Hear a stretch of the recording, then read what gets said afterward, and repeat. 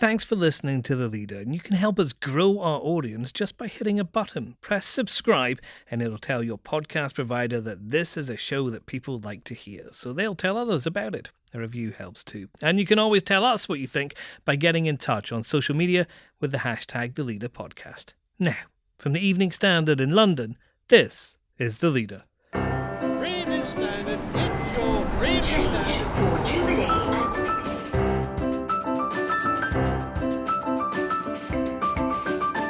Hi, I'm David Marsland. Will coronavirus wreck your holiday? The impact has been greater than any terrorism scare in previous years, so that just gives you an idea of the scale of it. As BA cancels all flights into and out of Italy, the Evening Standard's Jonathan Prynn looks at how the infection is hurting tourism. Also, the Tories and the independent candidate Rory Stewart, the former cabinet minister, neither have really shown any momentum. Our political editor Joe Murphy on a poll showing Sadiq Khan has a huge lead in the London mayor election. Is there time for others to catch up? And don't get to see many of those major works up close. There is this room which in my review I refer to as a kind of, now that's what I call Warhol display, a kind of greatest hits display. Critic Ben Luke's seen the new blockbuster Andy Warhol exhibition at Tate Modern, and he's given it 3 stars.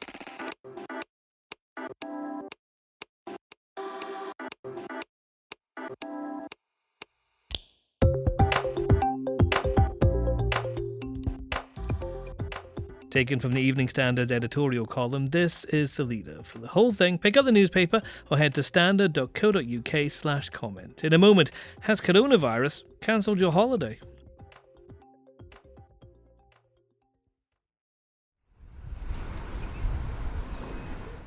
You can hear the birds again in central Rome, with the city under lockdown, any traffic's limited and distant. It sounds lovely, but you'll struggle to go.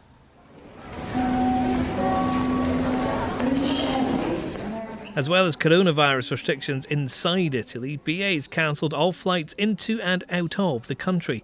Passengers planning to travel between now and April 4th are being offered different destinations or a refund. It's not the only airline being affected or the only destination in trouble. Our consumer business editor Jonathan Prynn's with me. Jonathan, we're hitting that point during the coronavirus spread when people are genuinely starting to worry about their holidays that they've booked. And that's not a trivial thing, is it? No, they're not a trivial thing at all. And I mean, for most people, they're the thing that sort of gets them through the year. They're the one thing that most people are very loath to give up because holidays provide that fantastic respite in a stressful world. But ironically, the travel industry looks like it really is on the front line of this particular crisis. BA, as you say, cancelling all flights in and out of Italy. Today, Ryanair and EasyJet are still flying in and out of Italy, albeit on reduced schedules. But one can only think there's going to be much more of this as the number of cases increases in other popular holiday destinations. What's happened in Italy is likely to happen in other countries.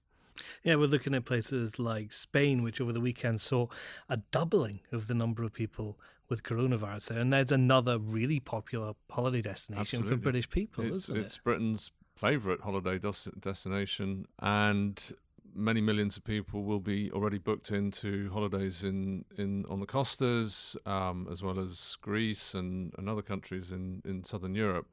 So as this epidemic, if that's what we're calling it now, unfolds, there is a potential for absolutely massive dislocation to the travel and holiday sector, with many smaller businesses in particular facing potential bankruptcy.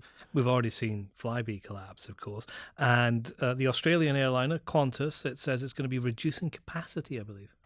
Yes, they are reducing capacity by a quarter, effectively, on their global route network as a precaution, which is probably a very sensible move. That's probably the sort of scale of downturn in passenger numbers that we're going to see around the world. Already, the forward bookings into Europe generally from China are down something like 90%. The impact has been greater than any terrorism scare in previous years, so that just gives you an idea of the scale of it. In New York and Broadway today, one of the producers announced he was cutting ticket sales from $200 to $50.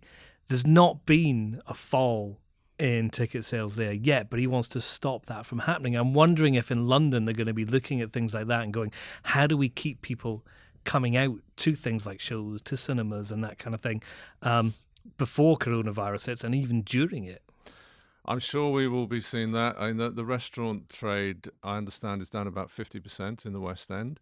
It's a matter of time before all sorts of cut price specials are being offered at Londoners to try and get them to come out and spend a bit of money. But I guess the problem's going to be if people genuinely are scared, it doesn't matter how cheap the meal is, they're not going to come if they think the downside is they're exposing themselves to the risk of catching coronavirus. So, but I'm sure we will see that. I'm sure there'll be some amazing offers in the top shows, the Hamiltons and so on, in the West End in due course if this carries on the way scientists are predicting, because it's going to be a question of survival for theatres and restaurants and other West End businesses. And London without tourists would be a very different city, wouldn't it? Well, it would. I mean, London, I mean, since the Olympics, tourism has grown very rapidly in London until last year, when there seemed to have been a bit of a Brexit effect or a delayed terrorism effect and numbers were down. But they appear to be recovering again just until the point that this coronavirus scare really took off. So I'm sure, I mean, Chinese are among the highest spending visitors to London, and they're obviously very thin on the ground at the moment. The Americans, I understand, are now not coming to town as well. So, the implications for the West End and the broader London economy are pretty horrendous. Next. The only person who really looks sitting pretty is Sadiq Khan. One more point he wins outright, and if it goes to a second round with second preferences, he wins 67-33 on these numbers. Joe Murphy on the London mayor election. Has Sadiq Khan got it wrapped up already?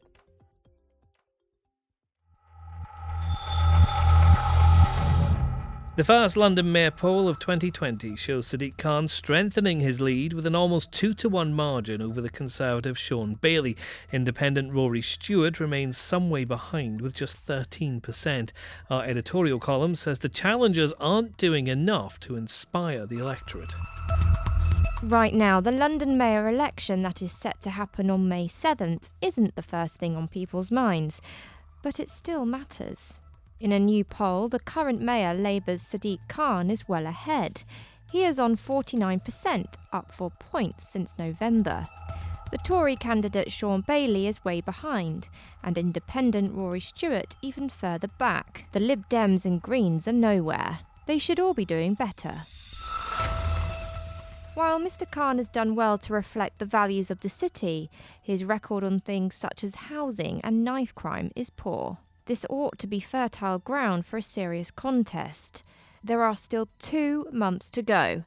It's time for the challengers to up their game. Our political editor Joe Murphy's in our Westminster office. Joe, this looks great for Sadiq Khan, but I'd expect pretty disappointing for the Conservative campaign. I think there are 2 stories here. One is that Khan is up 4 points. He's now on 49%. 1 more point and he gets over 50%, and that means he would win outright in round 2. The second story is that the Tories and the independent candidate Rory Stewart, the former cabinet minister, neither have really shown any momentum. Shaun Bailey, the Conservative candidate, is up a point, but that's kind of within the margin of error. It's not the big momentum that he ought to be seeing after this long. And the other problem for him, this could be an Achilles heel showing up. He's only recognised by about a third of Londoners. When you ask a series of questions, as Queen Mary University of London did for this poll, about what people thought of him, roughly 2/3 of people couldn't answer. They replied, don't know. Which means that Shaun Bailey, after 18 months as the official Conservative candidate, has a very low profile with Londoners. And Rory Stewart's an interesting candidate, because if he did get into a final runoff with Sadiq Khan, he would lose, but more narrowly than Shaun Bailey, because he has more cross-party appeal, and that's something that's come out of this poll. At the moment, he doesn't look as though he's going to get over the line. He's only on 13%. And the Liberal Democrats haven't fared very well at all, have they? I'm afraid poor Siobhan Benita, the Lib Dem candidate, is the person who has given those 4 points to Sadiq Khan or had them squeezed out of her campaign by his. And this is a bit disappointing for her, I'm sure, because she stood as an independent candidate back in 2012 and she got 4%, which was a remarkably good result for an independent. Now she's the official Liberal Democrat candidate and she's got 4%. Is Sadiq Khan going to walk this race, or are there opportunities for the other campaigns to try and get some momentum before the vote, which is kind of looming pretty quickly? There are 2 months pretty well of campaigning to go, so you could see these numbers change. They might change dramatically, but at the moment, the only person who really looks sitting pretty is Sadiq Khan. 1 more point, he wins outright, and if it goes to a second round with second preferences, he wins 67-33 on these numbers. He looks as though he's in line for a second term. And we have lots of mayoral election coverage and analysis from Joe and the rest of our politics team in the newspaper or online at standard.co.uk/politics. Now, Marilyn Monroe's there, and so are the soup cans. It's all part of a huge exhibition of Andy Warhol's works at Tate Modern. Some of it's familiar, some never seen in the UK before, some unseen for decades. Our critic Ben Luke has had a look and given the blockbuster 3 stars. Ben, why 3? I feel like the Tate set out with a really powerful ambition to present a new kind of Warhol. You don't get to see many of those major works up close. There is this room which in my review I refer to as a kind of, now that's what I call Warhol display, a kind of greatest hits display. You get a Marilyn, you get Jackie, you get the Coke bottles, the soup cans, you get the Brillo boxes, but really the whole pop period is summed up in one single room. The Tate's been selling this as containing material that people may never have seen before, some things that have been rarely exhibited or never exhibited before. Is there anything special among that, or is there a reason why we haven't seen these objects? There is a really, I think, wonderful series called Ladies and Gentlemen, which is a 1975 series which focuses on a group of black and Latinx drag queens and trans women, which I've never seen any examples of before, actually. And there's also this extraordinary room, which is a recreation of the Exploding Plastic Inevitable, which is these Velvet Underground gigs where you'd have all these really trippy, trip-the-light, fantastic experiences, lots of projections, loads of mad films of the Velvet Underground themselves and other sort of very deeply countercultural goings-on. There are also other bodies of work which I feel the Tate really could have focused on. For instance, there's one of the Torso series, which is this very homoerotic series that he did, and there's only one of those in the show. And I feel like, if they really wanted to emphasise Warhol's queer identity, they really could have gone into that in much greater depth. I think they're restricted partly by space, but also maybe restricted partly by the fact that they had to do a Warhol blockbuster. You get to see him, though. There are photographs of him taken at the factory, his famous studio. Do those work when you see them up close? Can you get an insight into who Warhol was? Yeah, I think that's one of the key aims of the show, and it's partly successful. So there are Stephen Shaw's photographs, which he took in the factory of Warhol with Edie Sedgwick and the Warhol superstars, Viva and other people that were sort of key denizens of that counterculture based around Warhol in his factory in New York. And also the screen tests, those amazing films that Warhol shoots of various people of different levels of celebrity. So there's Dennis Hopper. Dennis Hopper's screen test is magnificent. So it's just basically a fixed camera, and there's Hopper staring at you. And most of the time, actually, he's sort of looking down, and occasionally looks up, a little smirk. And it's Warhol bringing that sort of blank, if you like, aesthetic of the paintings into film, and you get these rather extraordinary, intense focuses on individuals. So you have Dennis Hopper, Marcel Duchamp, Edie Sedgwick, some of these key figures that were sort of operating around Warhol as this kind of magnet of New York culture. Does it make any difference to go and see them in person? One of the things about Warhol's works is that they are beautiful physical objects.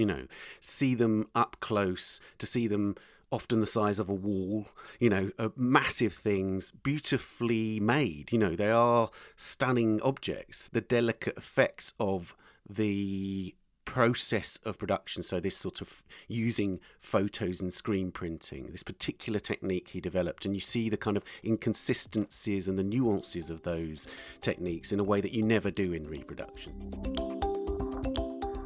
And that's The Leader. Subscribe to make sure you don't miss our news, commentary and analysis every day at 4 p.m. We'll see you tomorrow.